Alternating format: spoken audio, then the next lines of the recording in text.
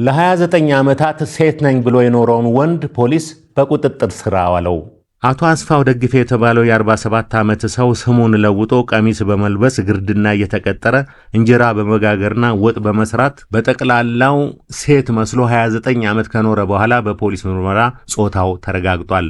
አቶ አስፋው ወይዘሮ አሰፋሽ በሚል የሴት ስም 29 ዓመት ሲኖር ጾታው ወንድ መሆኑን ያወቀ ሰው እንዳልነበረ ተረጋግጧል። ከብዙ ሰው ቤት በግርድና ከመቀጠርም ሌላ በደብረ ዘይት ከተማ ቤት ተከራይቶ ጠላ ይሸጥ እንደነበርም ታውቋል። ሚስጥሩ የተገለጠው አቶ አስፋው ወይም ወይዘሮ አሰፋሽ እህል ሰርቋል በመባል በፖሊስ ሲመረመር መሆኑ ተመልክቷል። በግርድና ተቀጥሮ ሲያገለግል ከተቀበላቸው የምስክር ወረቀቶች መካከል አንዱ ብቻ በወንድ ስም ይጠራዋል። አቶ አስፋው ካሁን ቀደምም እንደዚሁ ዱቄት እንደሰረቀ ተመስክሮበት ፍርድ ቤት ቀርቧል። ታካሚያችን ያው ወጣት ነው፣ በአስራዎቹ መጨረሻ የሚገኝ ልጅ ነው ማለት እንችላለን። አደጋው የደረሰው በራሱ የግል ምክንያት ራሱ በራሱ ቆርጦ ነው፣ በምላጭ ቆርጦ ነው አደጋው የደረሰው።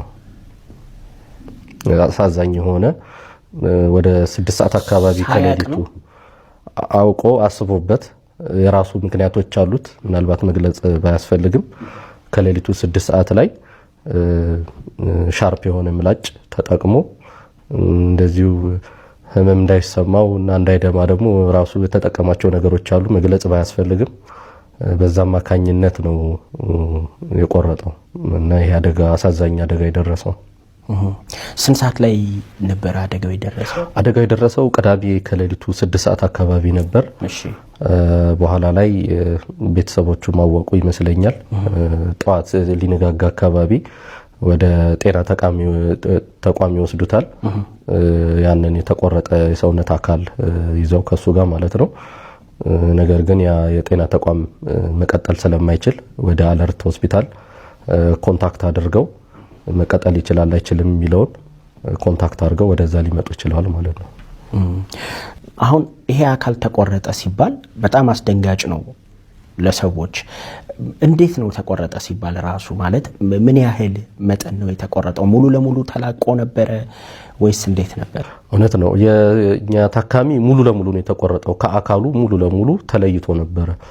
ስለዚህ ብልቱ ለብቻው ታካሚው ለብቻው ነው የመጡት? በትክክል ሙሉ ለሙሉ ወደ 5 ሴንቲሜትር የሚሆን ከጫፉ እስከ ተቆረጠበት 5 ሴንቲሜትር የሚሆን ለብቻው እዛ የሄደበት ጤና ተቋም መጀመሪያ ላይ በደንብ አጽድተው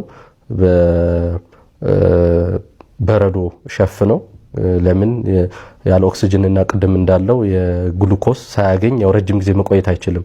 በበረዶና በበረዶ ተሸፍኖ ሲመጣ ግን ያ ጊዜው እንዲረዝም ተደርጎ ተሸፍኖ ነው የመጣው። ስለዚህ ታካሚው ለብቻ የተቆረጠው አካል ደግሞ ለብቻ ሆነው ነው የመጡት። አሁን ቀዶ ጥገናው በተሳካ ሁኔታ ተጠናቋል።